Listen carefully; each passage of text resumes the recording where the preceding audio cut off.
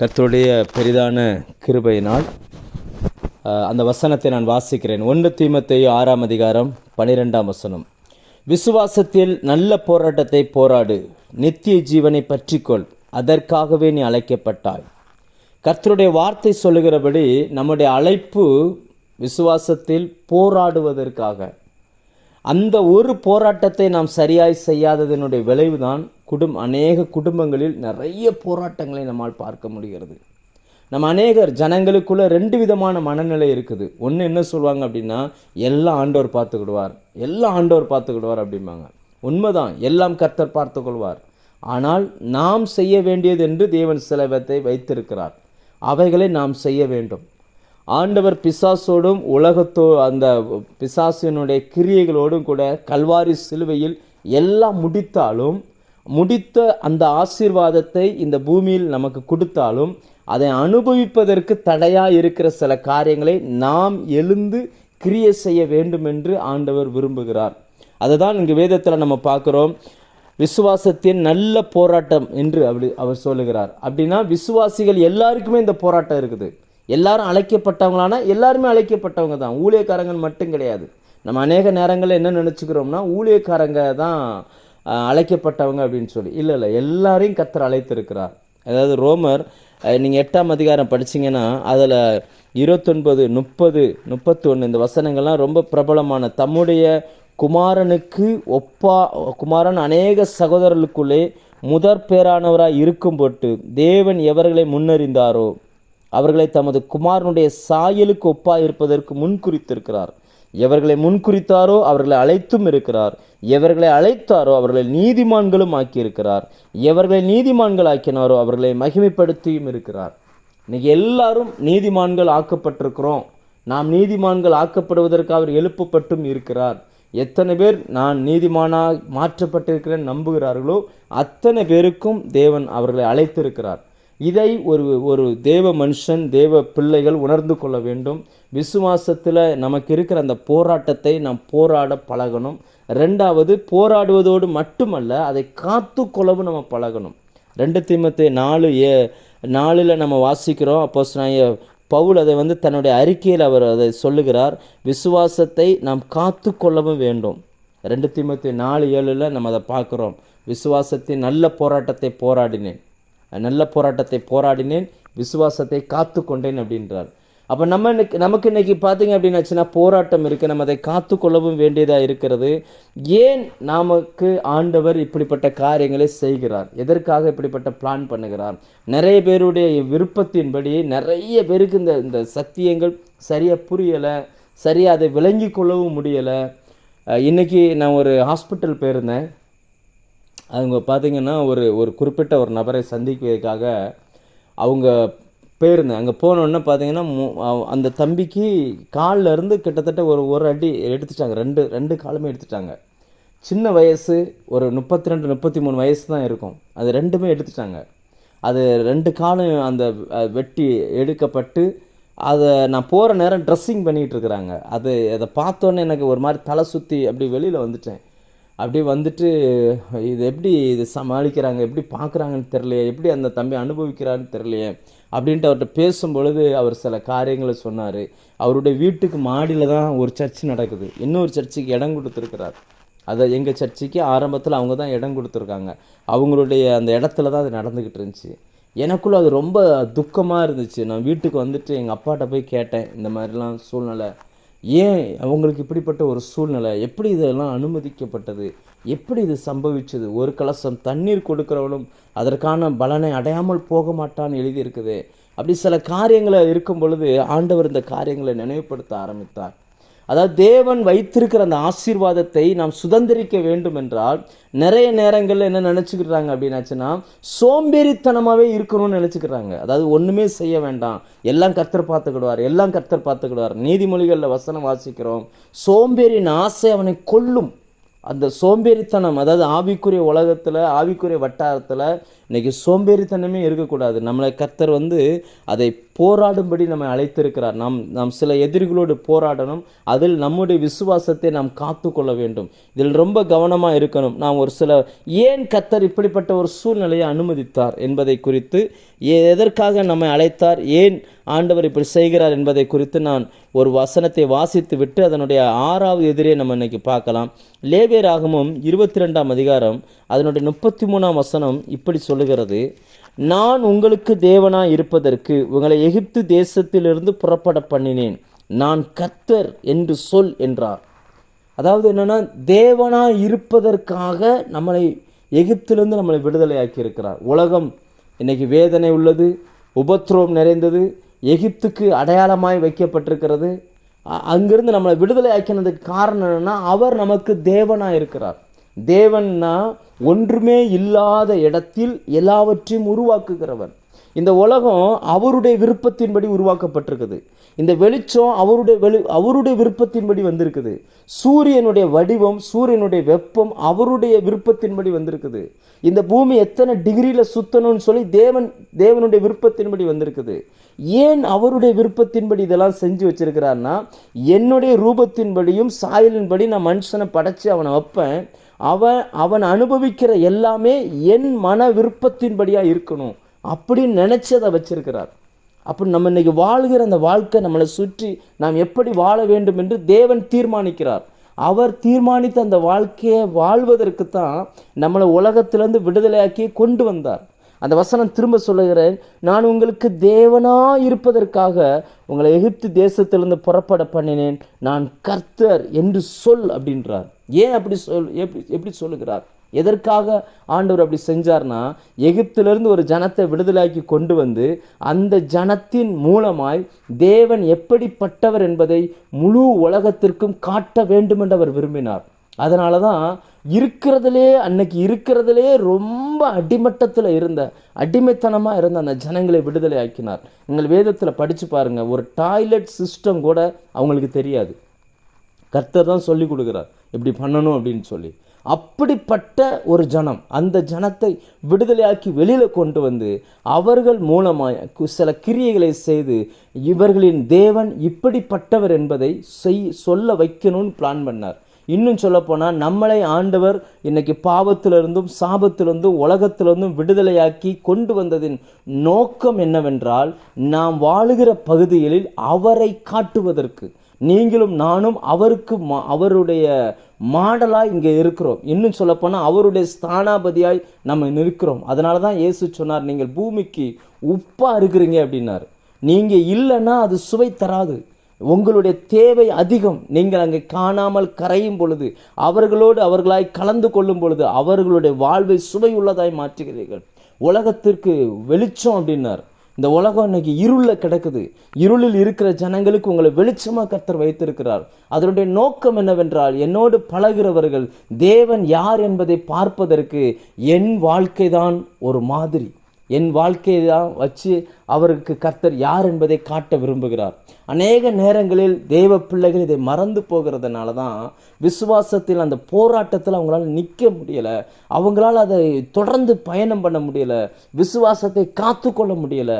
நிறைய நேரங்களில் நாம் யார் என்றும் எதற்காய் கர்த்தர் நம்மை அழைத்தார் என்பதையும் மனுஷன் மறந்து போகிறான். இந்த நாட்களில் நாம் ஒன்றை நினைவில் வைத்து கொள்ள வேண்டும். நான் இந்த பூமிக்கு அனுப்பப்பட்டதுக்கு ஒரு நோக்கம் உண்டு. அது என்னுடைய நோக்கம் அல்ல, என்னை உண்டாக்கின என் தேவனுடைய நோக்கம். அந்த நோக்கத்தின்படி நாம் இந்த பூமிக்கு வந்திருக்கிறோம். நாம் அனுப்பப்பட்டவர்கள், தேவனால் அழைக்கப்பட்டவர்கள். நாம் எதற்காய் கர்த்தர் இந்த பூமியில் இத்தனை ஜனங்களில் தெரிந்தெடுத்து செலக்ட் பண்ணி நம்மளை கூப்பிட்டுருக்கிறார் அப்படின்னா, விசுவாசத்தில் நல்ல போராட்டத்தை போராடி கர்த்தர் வைத்திருக்கிற பாலும் தேனும் ஓடுகிற நலமும் விசாலவுமான அந்த வாழ்க்கையை வாழ்வதற்கு அந்த விசுவாசத்தை காத்து கொண்டு நம்மை சுற்றி இருக்கிற தேவனற்ற ஜனங்களுக்கு அதை காட்டுவதற்காக, அதன் மூலமாய் தேவன் மகிமைப்படும்படியாய் வேதத்தில் நம்ம வாசிக்கிறோம், நான் உன்னில் மகிமைப்படுவேன் அப்படின்றார். தேவன் எனக்குள்ள கிரியை செய்ய என்னை சுற்றி இருக்கிற ஜனங்கள் தேவனை காண வேண்டும். அதுதான் அவருடைய பிளானே. அதற்கு தான் நம்மை அழைத்திருக்கிறார். அதை நாம் தொடர்ந்து படித்து கொண்டு வருகிறோம். நம்ம இதுவரைக்கும் வேதத்திலிருந்து அந்த 5 விதமான எதிரிகளை நம்ம பார்த்தோம். அதாவது யாத்ராகமம் 3:8 ஆண்டவர் சொல்லுகிறார், நான் உன்னை அந்த எகிப்திலேருந்து வெளியில் கொண்டு வருவேன். கொண்டு வரும் பொழுது ஒரு 6 விதமான எதிரிகளுடைய பெயர்களை சொல்லுகிறார். அவர்களுடைய தேசங்களை நீ சுதந்திரிக்கணும் அப்படின்னு சொல்லுகிறார். அந்த வசனத்தை நான் வாசிக்கிறேன்.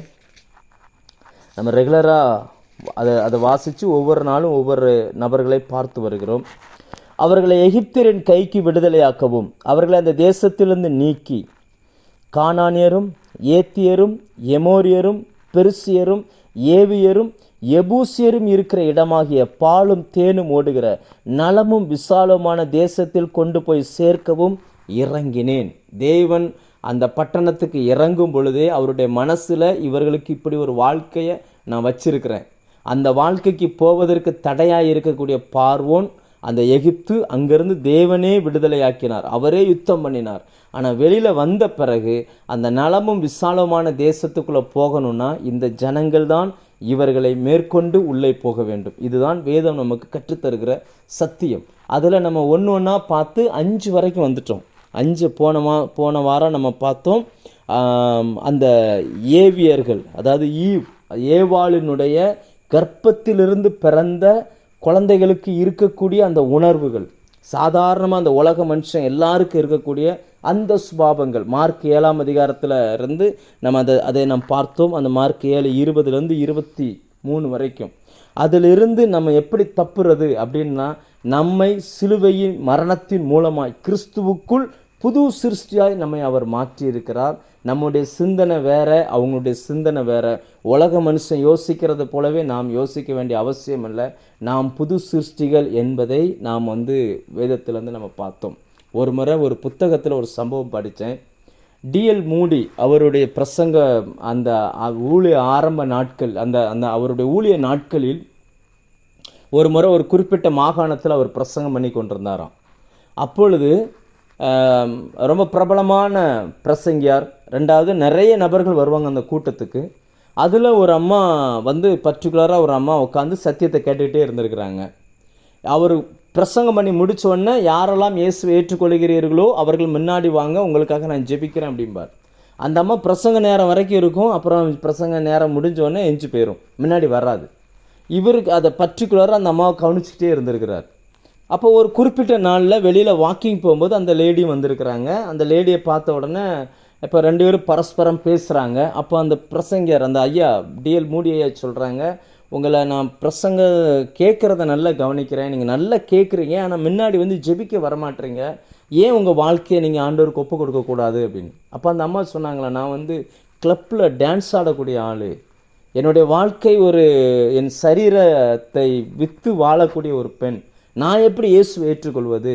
அதை நான் எப்படி ஏற்றுக்கொள்ள முடியும்? சரி வராதுல்ல. அதனால் ஆனாலும் இயேசுவை எனக்கு பிடிக்கும், என்னால் இதை செய்ய முடியலை அப்படின்னு ஒன்று.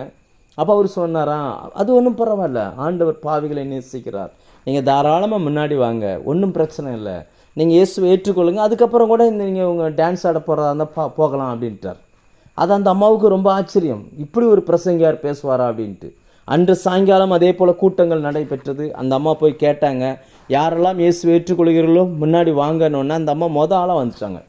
அப்போ அந்த வழக்கமாக அந்த எல்லா சுவிசேஷ கூட்டங்களிலும் நடக்கிறது போல ஒரு ஜெபத்தை பண்ண சொல்லுகிறார். நான் பாவி என்பதை ஒத்துக்கொள்கிறேன், இயேசுவே நீரே என்னுடைய இரட்சகராய் வாரும், உம்மை சொந்த இரட்சகராய் ஏற்றுக்கொள்கிறேன் அப்படின்னு அந்த ஜெபத்தை பண்ண சொல்லுகிறார். பண்ணி முடிக்கிறாங்க.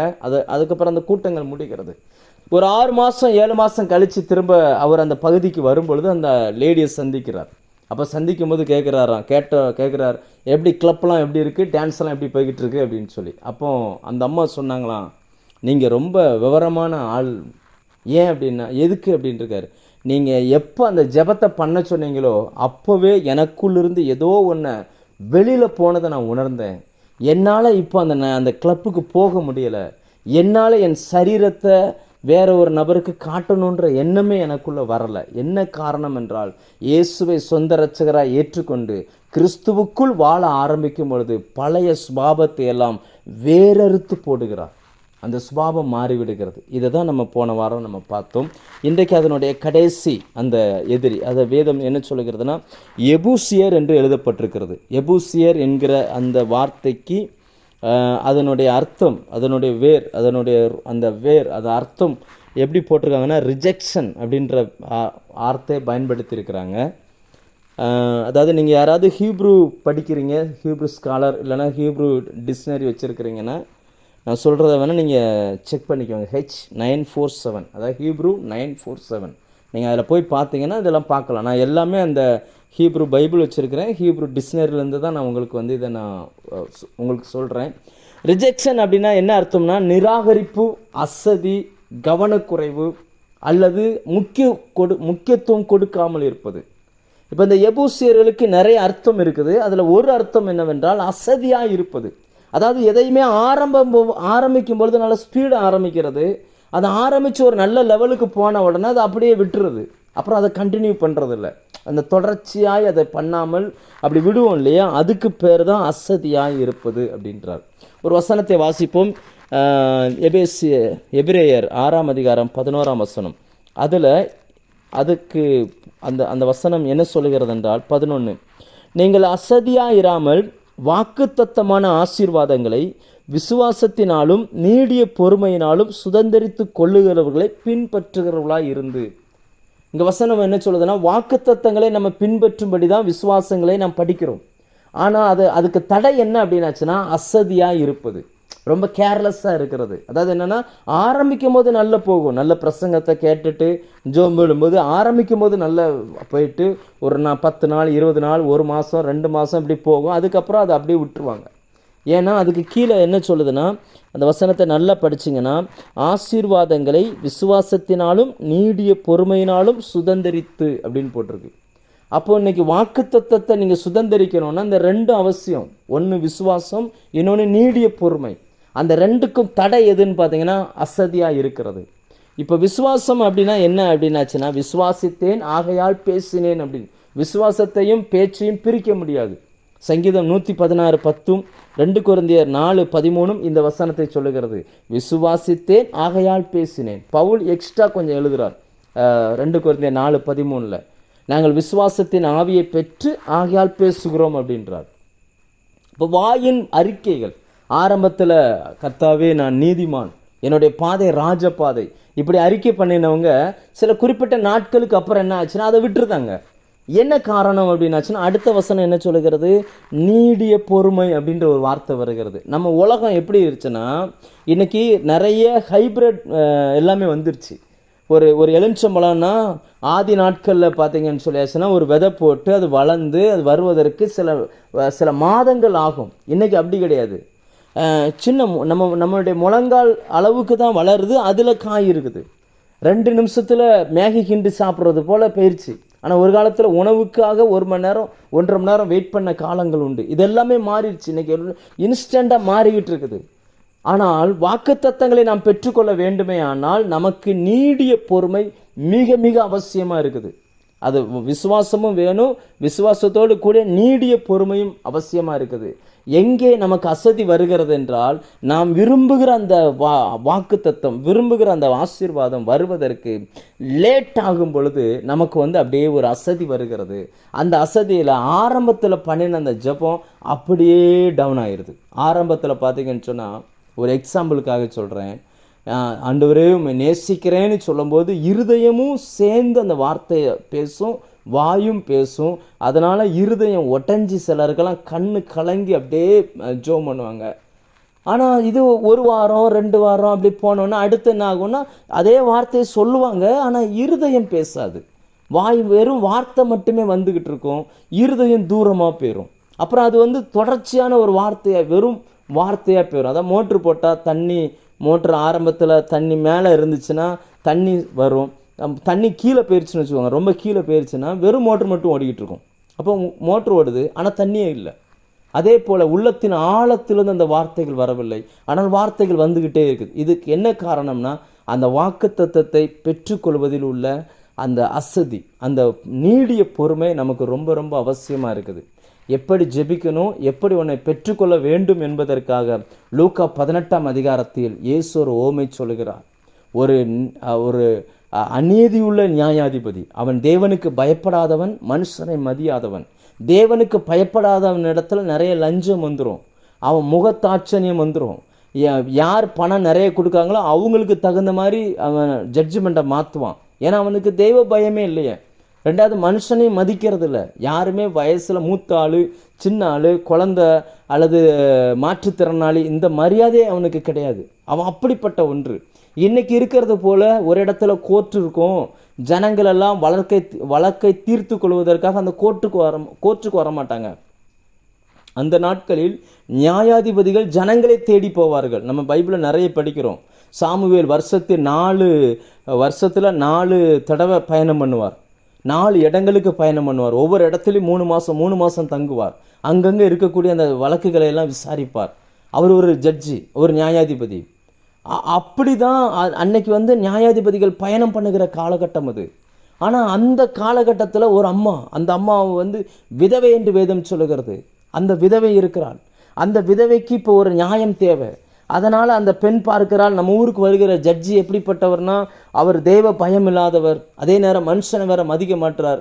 அதே நேரம் இந்த பெண் அவர் எங்கெல்லாம் போவாரோ அங்கெல்லாம் இந்த அம்மா போய் சொன்ன வார்த்தையே திரும்ப திரும்ப சொல்லிக்கிட்டே இருக்கும். நல்ல கவனிங்க. அந்த ஆண்டவர் ஏன் இந்த வார்த்தையை சொன்னார்னா, அதை ஆரம்பிக்கும் போதே சொல்லும், சோர்ந்து போகாமல் எப்பொழுதும் ஜெபம் பண்ண வேண்டும்.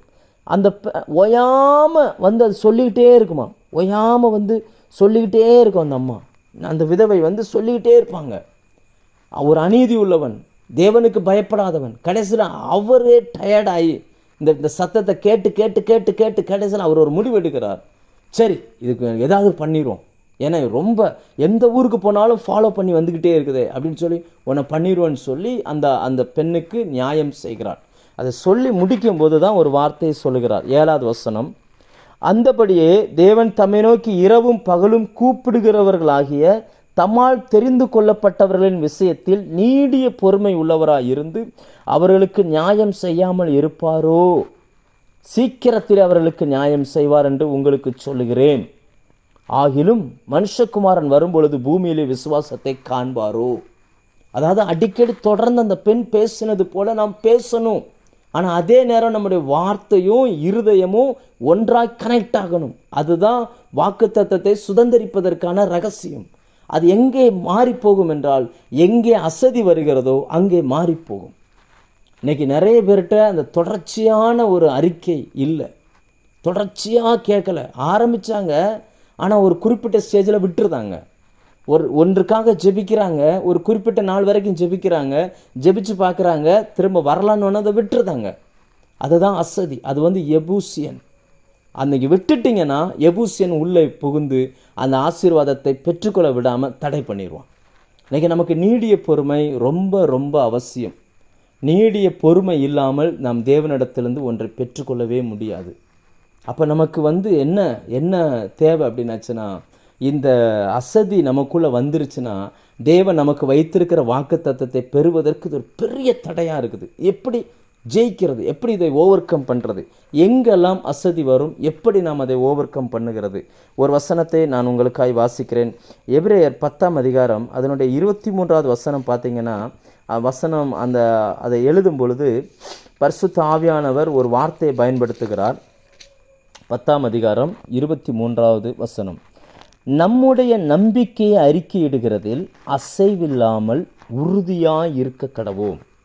வாக்குத்தத்தம் பண்ணினவர் உண்மை உள்ளவராய் இருக்கிறாரே. பாருங்கள், நம்ம அறிக்கை எடுக்கிறதுல அசதியாக இருக்கக்கூடாது. ஒரு எக்ஸாம்பிளுக்கு ஒரு கிணறு, அந்த கிணத்துக்குள்ளே நம்ம விழுந்துட்டோம். இப்போ மேலே ஏறி வர்றதுக்கு படிகளே இல்லை.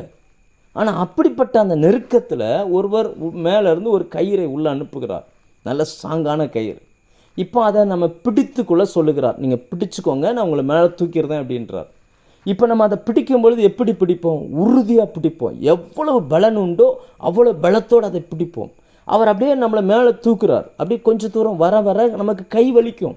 ஆனால் கை வலிக்குன்னு விட்டுட்டோம்னா நம்முடைய ஜீவன் உள்ளே போயிடும்.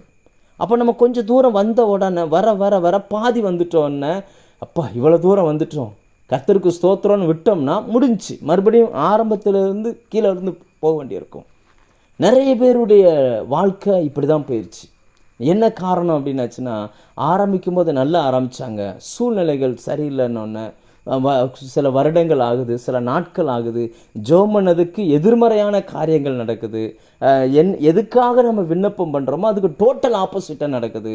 அப்படின்னு ஒன்று டக்குன்னு என்ன பண்ணிட்டாங்க, அதாவது எல்லாத்தையும் அப்படியே விட்டுட்டாங்க. அப்படி விட்ட உடனே ஆரம்ப ஸ்டேஜுக்கு அவங்க போயிட்டாங்க. அதனால தான் நிறைய ஜெபம் பண்ணுகிற தாய்மார்கள் விசுவாசத்தில் வீக் ஆகிறதுக்கு காரணம் இதுதான். என்ன காரணம்னா அசதி, எபூசியன் உள்ளே புகுந்து அந்த ஆசீர்வாதத்தை பெற்றுக்கொள்ள விடாமல் தடை பண்ணுகிறான். நீங்களும் நானும் அடிச்சுவடுகளை பின்பற்றி வரும்படியாய் அழைப்பை பெற்றவர்கள். பேதுரு 1 பேதுரு 2:21 சொல்லுகிறார், நாம் அவருடைய அடிச்சுவடுகளை பின்பற்றி வரும்படி அவர் நமக்கு மாதிரியை வைத்து போயிருக்கிறார். இயேசு கிறிஸ்துவை பின்பற்றும்படி அழைக்கப்பட்ட நமக்கு நாம் இந்த அறிக்கை பண்ணுகிறதுலையும் அவரை பின்பற்றும்படி அழைக்கப்பட்டிருக்கிறோம். 1 தீமோத்தேயு 6:14 இயேசு கிறிஸ்துவை அவர் எப்படி காட்டுகிறார் பாருங்க. அந்த வசனம் வாசிக்கிறேன்.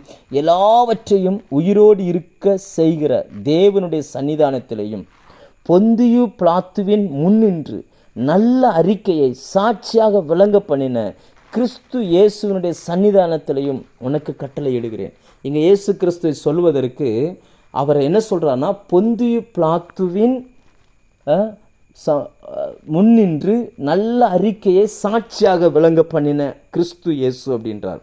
ஏன் இப்படி பேசுகிறார் அப்படின்னு பார்த்தீங்கன்னா, இயேசு கிறிஸ்து நிறைய இடங்களில் சாட்சியை அறிக்கை பண்ணினார், நிறைய இடங்களை அறிக்கை பண்ணினார்.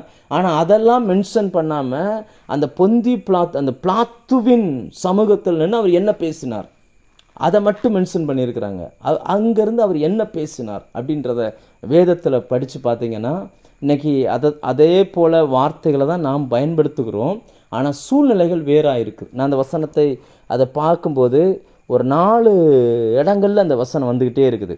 அதாவது மத்தேயு 27:11, மார்க் 15:2, லூக்கா 23:3. இந்த 3 வசனத்திலையும் பார்த்தீங்கன்னு சொன்னால் பிலாத்து இயேசுக்கிட்ட ஒரே கேள்வி தான் கேட்குறார். என்னன்னா, நீர் யூதருடைய ராஜாவா அப்படின்னு. அவர் சொல்கிறார், ஆம் நாம் ராஜா தான் அப்படின்றார்.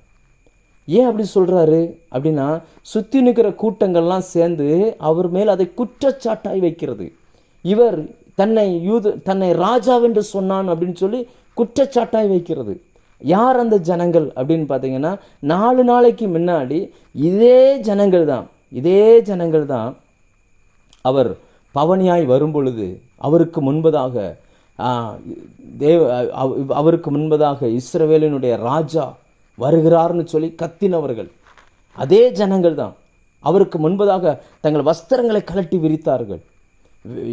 எபிரேயர்களை பொறுத்த வரைக்கும், இஸ்ரவேல் ஜனங்களை பொறுத்த வரைக்கும் ட்ரெஸ்ஸை கலட்டி விரிச்சிட்டாங்க அப்படின்னாச்சுன்னா, அந்த யாருக்கு முன்னாடி விரிக்கிறாங்களோ அவங்கள ராஜாவாய் ஏற்றுக்கொள்கிறார்கள் அல்லது அங்கீகரிக்கிறார்கள் என்ற அர்த்தம். நீங்கள் வேதத்தில் 2 ராஜாக்கள் 9:13 எடுத்து படித்து பார்த்தீங்கன்னா, எகு ராஜாவானான் என்று சொன்ன உடனே அங்கே இருந்தவங்களாம் சட்டையை கலட்டி மாடி அந்த படிக்கு மேலே விரிச்சிட்டு எகு ராஜாவானான்னு சொல்லி கத்த ஆரம்பிச்சிட்டாங்க. இப்போ இயேசு கழுதையில் வருகிறார், அந்த கழுதைக்கு முன்பதாக சட்டையை கலட்டி விரித்து போட்டாங்க. அப்படின்னா என்ன அர்த்தம்னா, அவரை ராஜாவாய் நாங்கள் ஏற்றுக்கொள்கிறோம் அப்படின்றத செய்கையில காட்டுறாங்க. ஏன்னா மரித்து 4 நாட்களான லாசருவையே ஒரு உயிரோடு எழுப்பிட்டார், இனி எல்லாரிடமிருந்து நம்மை காப்பாற்றுவார் என்று அவரை நம்புகிறார்கள். இன்னைக்கு இருக்கிறது மாதிரி டெக்ஸ்டைல்ஸ் மில்ஸ் அதெல்லாம் கிடையாது. அந்த காலத்தில் ட்ரெஸ் யூஸ் பண்ணவங்களே கம்மி. மற்றவங்களாம் என்ன பண்ணுறாங்கன்னா, ஆதாம் ஏவாள் எப்படி இலைகளை எடுத்து தங்களுக்கு வஸ்திரங்களை உண்டு பண்ணினார்களோ அதற்கு அடையாளமாய் இலைகளை வெட்டி கொண்டு வந்து ரோட்டில் போட்டாங்க. அவரை ராஜாவாய் அந்த கூட்டம் அங்கீகரிச்சிச்சு. தேவாலயத்துக்கு போகிற வழியில் வலது பக்கத்தில் பிலாத்துவினுடைய கோட்டை, போய் பிலாத்துவின் கோட்டையை பிடிக்கணும், இவரை ராஜாவாக்கணும். அதுதான் அவங்களுடைய பிளான். ஏனென்றால் இவரை எதிர்த்து நின்று யுத்தம் பண்ணுவதற்கு யாருமே கிடையாது. அவ்வளவு வல்லமை பொருந்தினவராய் இயேசுவை அன்னைக்கு அவர்கள் பார்த்தார்கள். ஆனால் அவரோ போய் வலது பக்கம் திரும்பாமல் அப்படியே இடது பக்கம் திரும்பி தேவாலயத்தில் போய் பலியாடாய் நின்றார். இவர் பின்னாடி போன லட்சக்கணக்கான ஜனம் அப்படியே கலைஞ்சு போயிடுச்சு. அந்த ஜனம்தான் இப்போ 4 நாள் கழித்து வந்து நின்று சொல்லுது, இவன் யூதருடைய ராஜாவென்று சொன்னான். சொல்லாத ஒன்றை சொன்னதாக அவங்க சொல்லிக்கிட்டு இருக்கிறாங்க. அப்போ பிலாத்து கேட்குறார், நீர் யூதருடைய ராஜாவா?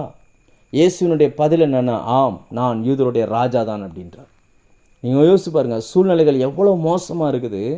சுற்றி நின்று திரள் கூட்ட ஜனங்கள் இல்லைங்குது. அதை ஒரு பொய்யான குற்றச்சாட்டாக சொல்லுது. ஆனால் அந்த நெகட்டிவான சூழ்நிலையிலையும் அவருடைய அறிக்கை என்ன அப்படின்னாச்சுன்னா, ஆமாம் நான் ராஜா தான் அப்படின்றார். அப்போ இது எதை காட்டுகிறது அப்படின்னாச்சுன்னா, வெளியில் இருக்கிறவன் என்ன பேசுகிறான்றது முக்கியம் இல்லை, நான் என்ன எப்படி பார்க்குறேனோ அதை நான் கடைசியில் அறிக்கை பண்ணணும், அதுதான் முக்கியம். அதனால தான் தீமோத்தேயுக்கு எழுதும்போது சொல்கிறார், பொந்தி பிலாத்துவின் முன் நின்று நல்ல அறிக்கையை சாட்சியாக சொன்னவர். எல்லாரும் அவரை குற்றச்சாட்டு சொல்லும் பொழுது இயேசு தன்னை ராஜாவாகவே பார்க்கிறார். இன்னைக்கு நாம் நம்மை எப்படி பார்க்கிறோம்? இந்த பூமியில் பிறக்கிற எல்லாருமே உபயோகத்துக்குரியவர்கள், யாருமே வேஸ்ட்டு கிடையாது. நம்ம அநேக நேரங்களில் உங்களை நீங்கள் எப்படி பார்க்குறீங்க? நாம் பயன்படுத்துகிற பொருட்கள் உலக பிரகாரமான ஒரு குண்டூசி கூட தயாரிக்கிறவனால் இது மனிதனுக்கு பிரயோஜனப்படும் என்று தான் அவன் தயாரிக்கிறான். ஒரு மனுஷனே ஒரு பொருளை தயாரித்தா மனுஷனுக்கு பிரயோஜனப்படும்னு தயாரிக்கும் பொழுது, பரலோகத்திலேருந்து உங்களை கர்த்தர் இந்த பூமிக்கு அனுப்பியிருக்கிறார்னா நீங்கள் பிரயோஜனம் உள்ளவர்கள், நீங்கள் மற்றவர்களுக்கு உதவக்கூடியவர்கள், உங்களால் மற்றவங்களுக்கு பிரயோஜனம் உண்டு. ஆனால் அநேக நேரங்களில் நாம் நம்ம எப்படி பார்க்கிறோம் என்றால், ஆரம்ப சில நாட்கள் என்ன பார்க்குறோம், கர்த்தர் என்னை ஆசீர்வதித்து வச்சிருக்கிறார், நம்ம இப்படி பார்க்குறோம். ஆனால் சில நாள் என்ன ஆயிடுதோ, சில நாள்லாம் வேஸ்ட்டுங்க, நம்மலாம் இருந்து என்ன செய்ய போகிறோம், என்னத்தையோ ஜெபிக்கிறோம். இந்த அறிக்கையை வாயில் பேசலையே தவிர உங்கள் இருதயம் சொல்லிருச்சு, நம்மெல்லாம் வேஸ்ட்டுங்க, நம்ம இருந்து என்ன செய்ய போகிறோம், நம்மெல்லாம் இப்படியெல்லாம் நம்மலாம் வந்திருக்கக்கூடாதுங்க, நமக்கு படிப்பும் கம்மி, வயசும் ஆகிட்டே போகுது, நம்மளால் என்ன செய்ய முடியும் அப்படின்ற, சரி இருக்கிற வரைக்கும் இப்படியே ஓடுவோம் அப்படின்ற மாதிரியான ஒரு எண்ணம் நமக்குள்ளே வந்துடுது. அப்படி இல்லை, கர்த்தர் உங்களை ஒரு நோக்கத்தோடு வச்சிருக்கிறார். நீங்கள் எந்த இடத்துல இருக்கிறீங்களோ அந்த இடத்துக்கு நீங்கள் தேவை. உங்களை நீங்கள் எப்படி பார்க்குறீங்களோ அதை அறிக்கை பண்ணுங்க. உங்களை சுற்றி இருக்கிறது எவ்வளவு நெகட்டிவாக இருக்குன்னு சொல்லி நீங்கள் பார்க்காதீங்க. ஜனங்கள் உங்களை குறித்து என்ன பேசுகிறாங்கன்றது முக்கியம் இல்லை, நீங்கள் உங்களை குறித்து என்ன பேசுகிறீங்கன்றது தான் முக்கியம். நீங்கள் உங்களை எப்படி பார்க்குறீங்களோ அதில் அசதியாக மாறிட்டீங்கன்னா அந்த அந்த தேவன் உங்களை எதற்காய் வைத்தாரோ அதை உங்களால் அனுபவிக்க முடியாமல் போயிடும்.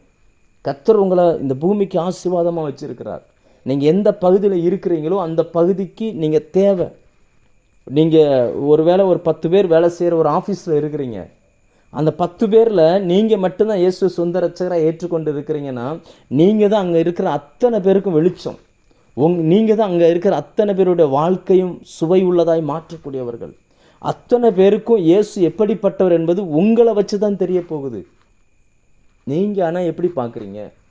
அநேக நேரங்களில் நம்ம எப்படி பார்ப்போம் அப்படின்னாச்சுன்னா, நம்ம கூட ஜனங்களோடு வேலை பார்த்தோம்னா அவங்களா பார்த்துருவோம்.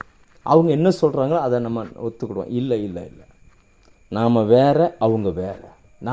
நம்ம அறிக்கை இடுகிறதில் அசதி இல்லாதவர்களாக இருக்கணும். நம்ம தனித்து ஜெபிக்கும்போது நல்ல அறிக்கை இடுறோம். ஆனால் இயேசுவை பாருங்கள், பொந்தி பிலாத்துக்கு முன்னாடி ஒட்டுமொத்த இஸ்ரவேல் தேசமே வந்து நின்று குற்றம் சொல்லுது. ஆனால் அந்த பிலாத்துக்கு முன்னாடி போய் அவர் தைரியமாக சொல்லுகிறார், நான் ராஜா தான் அப்படின்றார். அதை இன்னும் யோவானில் ரொம்ப தெளிவாக போட்டிருக்கிறாங்க. யோவான் 18ஆம் அதிகாரம் 33 38 வரைக்கும் நான் அதை மட்டும் வாசிக்கிறேன். மற்ற 3 பேரும் அந்த ராஜான்றதோடு நிப்பாட்டிக்கிட்டாங்க. ஆனால் யோவான் மட்டும் அதை இன்னும் கொஞ்சம் டீட்டெயிலாக எழுதுகிறார். நான் அதை மட்டும் வாசிக்கிறேன். 33 38 வரைக்கும். பிலாத்து பிரதியுத்தரமாக, அப்பொழுது பிலாத்து மறுபடியும் அரண்மனைக்குள் பிரவேசித்து இயேசுவை அழைத்து, நீ யூதருடைய ராஜாவா என்று கேட்டான். இயேசு அவனுக்கு பிரதியுத்தரமாக, நீரா இப்படி சொல்லுகிறீரா, அல்லது மற்றவர்கள் என்னை குறித்து இப்படி உமக்கு சொன்னார்களா என்றார். பிலாத்து பிரதியுத்தரமாக, நான் யூதனா? உன் ஜனங்களும் பிரதான ஆசாரியரும் உன்னை என்னிடத்தில் ஒப்பு கொடுத்தார்கள், நீ என்ன செய்தாய் என்றான். இயேசு பிரதியுத்தரமாக, என் ராஜ்யம் இவ்வுலகத்திற்கு உரியதல்ல. என் ராஜ்யம் இவ்வுலகத்திற்கு உரியதானால் நான் யூதரிடத்தில் ஒப்பு கொடுக்கப்படாதபடிக்கு என் ஊழியக்காரர் போராடியிருப்பார்களே. இப்படி இருக்க என் ராஜ்யம் இவ்விடத்திற்கு உரியதல்ல. அப்படின்னா என்ன சொல்கிறார்னா, அந்த நாட்களில் இந்த உலகத்தின் ராஜ்யம் எப்படி இருந்துச்சுன்னா, ஒரு குறிப்பிட்ட பகுதியில் ஒருத்தர் இருப்பார், அடுத்த பகுதியில் இன்னொருத்தர் இருப்பார். இப்போ அடுத்த பகுதியில் இருக்கிறவருடைய வார்த்தைக்கு இந்த பகுதியில் இருக்கிற ஜனங்கள் கீழ்ப்படிய மாட்டாங்க, இந்த பகுதியில் இருக்கிற ஜனங்கள் அவங்கள எதிர்ப்பாங்க. ஆனால் ஆண்டவர் சொல்கிறாரு, நான் ராஜா தான். ஆனால் அது எப்படிப்பட்ட ராஜா அப்படின்னு பார்த்தீங்கன்னா, நீங்கள் ஒரு சின்ன சின்ன ஏரியாக்களில் இருக்கிறீங்களா, இப்படி கிடையாது அப்படின்றார். அடுத்து சொல்ல, இந்த இடத்திற்கு மட்டும் இல்லை அப்படின்றார். அது அப்படின்னா என்ன சொல்ல வர்றாருன்னா, பிலாத்து, நீ வந்து ஒரு குறிப்பிட்ட மாகாணத்துக்கு ராஜா, ஒரு காற்பங்குக்கு நீ தேசாதிபதி, ஆனால் நான் அப்படி கிடையாது, முழு உலகத்துக்குமான ராஜா. ஏன் அப்படி சொல்கிறாரு? வேத புத்தகத்தில் அவரை குறித்து எழுதி இருக்குது. அவர் பூமியில் பிறக்கும் பொழுது என்ன சொல்கிறாருன்னா, என்னை குறித்து புஸ்தக சூழலில் எழுதியிருக்கிறது அப்படின்றார்.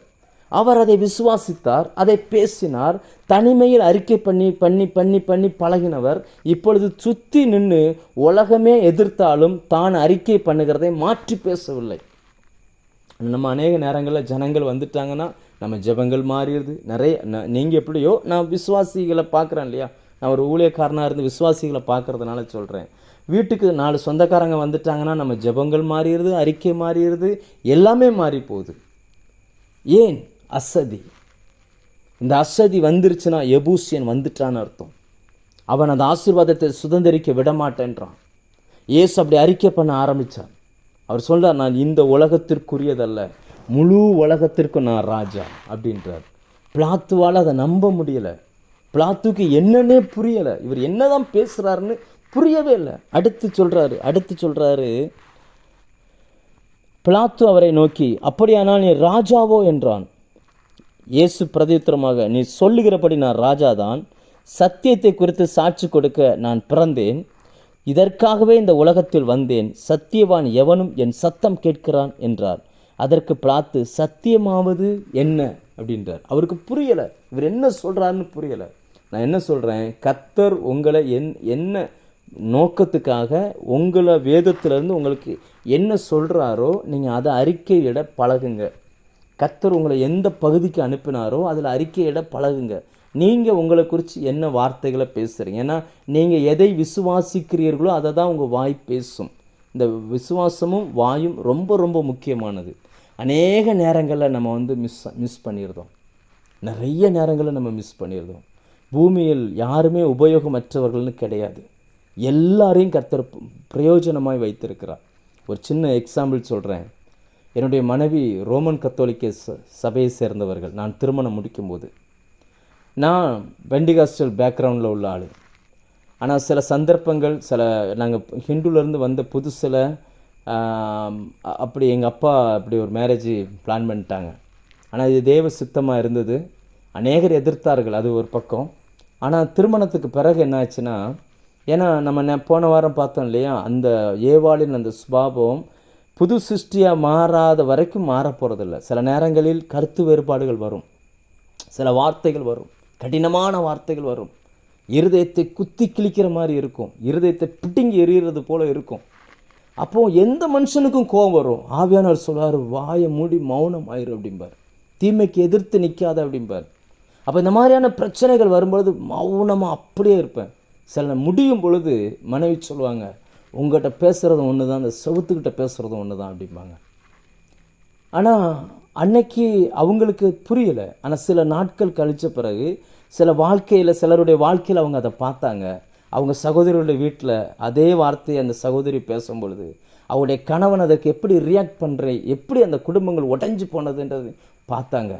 பார்த்துட்டு அப்போ முடிவெடுத்தாங்க, ஓ, கிறிஸ்தவர்களால் மட்டும்தான் இப்படி இருக்க முடியுமா, இதுதான் கிறிஸ்தவமான்னு சொல்லி வேதத்தை படிக்க ஆரம்பித்தாங்க. இயேசுவை ஏற்றுக்கொள்ள ஆரம்பித்தாங்க. என்னை வைத்து அவங்களை மாற்றினார். ஆனால் அவங்கள வச்சு எனக்குள்ளே இருந்த பெருமை, எனக்குள்ளே இருந்த கோபம், முன்கோபம் எல்லாத்தையும் கர்த்தர் உடைச்சார். ஏன்னா அவங்க கோபப்படுத்தும் பொழுது வசனம் சொல்லுவோம், இல்லை நீ புது சிருஷ்டி, நீ தேவ பிள்ளை, உன்னுடைய கிரியேஷன் வேற, நீ வேற, நீ இப்படி பண்ணக்கூடாது, உன் சத்துருவை நேசி, ஒரு கன்னத்தில் அடித்தா மறுகன்னத்தை காட்டு, இப்படி அந்த வசனம் எனக்குள்ளே வந்து வந்து வந்து என்னை உடைக்க ஆரம்பிச்சிச்சு. எனக்கு என் மனைவியை பிரயோஜனமாய் கொடுத்தார், என் மனைவிக்கு என்னைய பிரயோஜனமாய் கொடுத்தார். நான் ஒரு எக்ஸாம்பிளுக்கு சொல்கிறேன். அதே போல் நீங்கள் எங்கெங்கே இருக்கிறீங்களோ நீங்கள் அந்தந்த பகுதியில் பிரயோஜனமானவர்கள். ஆனால் உங்களை நீங்கள் எப்படி பார்க்குறீங்க, அதுதான் இன்றைக்கி முக்கியம். இன்றைக்கி நம்ம எப்படி பார்க்குறோம்? இயேசு அந்த பிலாத்துவின் அந்த அரண்மனையில் பிலாத்துவுக்கு முன்னாடி வந்து நிற்கும் பொழுது அந்த ஜனங்களெல்லாம் ஒரு திருடனை, ஒரு கொலைக்காரனை, ஒரு கொள்ளைக்காரனை கேட்டாங்க. அவனை விடுதலை ஆக்கிட்டு இவரை தூக்கி சிறுவையில் அறையுங்க அப்படின்னாங்க. ஆனால் அப்போ கூட இயேசு எப்படி இருந்தார்னா, நான் ராஜா அப்படின்னார். ஏன்னா அவருடைய சிந்தனை ராஜாவாக இருந்துச்சு, அவருடைய பேச்சு வேறையாக இருந்துச்சு, அவருடைய செயல் வேறையாக இருந்துச்சு, அவருடைய சிந்தனை வேறையாக இருந்துச்சு.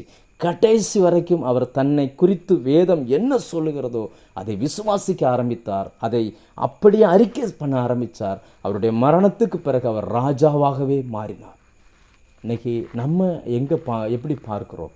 நம்மளை சுற்றி 4 பேர் வந்துட்டாங்கன்னா நமக்குள்ள ஒரு அசதி வருகிறது. நாம் அறிக்கை பண்ணினது நடக்காமல் போகும்பொழுது நமக்குள்ளே ஒரு அசதி வருகிறது. நம்மை குறித்து ஜனங்கள் தவறுதலாய் சொல்லும் பொழுது நமக்குள்ளே ஒரு அசதி வருகிறது. என்ன ஜெபம், என்ன ஊழியம், என்ன அப்படின்ற ஒன்று வருகிறது. நாம் அப்படி இருக்கக்கூடாது. கர்த்தருடைய வார்த்தை சொல்லுகிறது, விசுவாசிக்கிறவன் பதறான், கர்த்தரை நம்புகிறவன் பதறான். ஒன்றுமே இல்லைனாலும் அறிக்கை பண்ணி பழகுங்க. நீங்கள் பேசுகிற அந்த வார்த்தைக்கு ஜீவன் இருக்குது. அந்த வார்த்தையில் ஆவியாயும் ஜீவனாயும் கர்த்தர் வைத்திருக்கிறார். வசனத்தை நல்ல அறிக்கை பண்ணுங்க. வசனம் உங்களை என்னன்னு சொல்லுதோ அதை அப்படியே சொல்லுங்கள். ஒரு மதுபான கடையை பிரித்து அதில் மேலே போட்டிருப்பாங்களோ தகர சீட்டு, அதை எடுத்துகிட்டு வந்து தான் எங்களுக்கு சர்ச்சு கட்டியிருந்தார் எங்கள் அப்பா.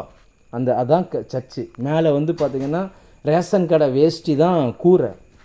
அந்த சர்ச்சில் இருக்கும்போதும் நான் சொல்லுவேன், நம்ம லட்சக்கணக்காக சபைகளுக்கு கட்டி கொடுப்போம், நிறைய சபைகளை கட்டி கொடுப்போம், நிறைய ஊழியர்களை தாங்குவோம். ஆனால் நம்ம இருக்கிறதுக்கு ஒரு சபை இல்லை.